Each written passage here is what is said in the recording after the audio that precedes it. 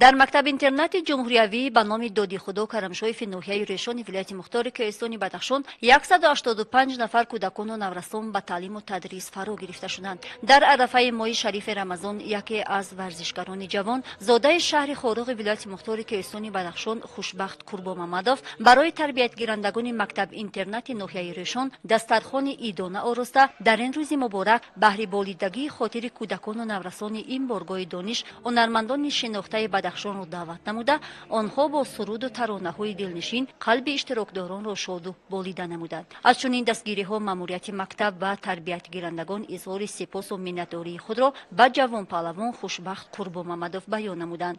من از نام تمام کلکتیو مؤسسه منتداری خویش را به پیشوای معظم ملت محترم امام علی رحمان و به حکومت جمهوری میرسانم که یتیمان را و تربیت گیرندگان مکتب اینترنت ها را همه طرفه دستگیری می نماید و بعدا من منتداری خویش را به جوان پهلوان تاجیک زاده ولایت مختار کوهستان بدخشان است که در عرفه ماه شریف رمضان برای تربیت گیرندگان دسترخوان آراسته است منتداری خود را بیان میکنم. در برابر آراستن دسترخوان جوان پهلوان زاده بدخشان برای تربیت گیرندگان برنامه موسیقی را که برای خرسند کردن آنها تشکیل کرده است هزار رحمت میگوییم و برای جوان پهلوان ما آرزومندیم که در بازی‌های المپیک که در توکیو اشتراک میکند موفقیت ها میخواهیم. انجام عمل خیر و ثواب دستگیری یتیمان و بیپرستاران یکی از فضیلت‌های نیک انسانی بوده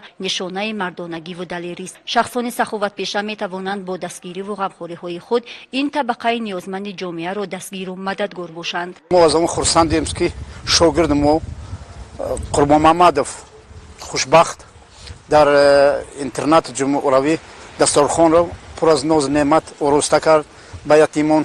ما بسیار خرسندیم که در عید رمضان ما را دستگیری کرد و خبر ما را گرفت و از اون بسیار خرسندیم. هنرمندان شناخته بدخشان احمدی سعیدیک، فیروز پلایف و دیگر آوازخوانان با سرود و ترانه‌های دلنشین برآمد نموده کودکان و نوجوانان رقص و شادی نمودند.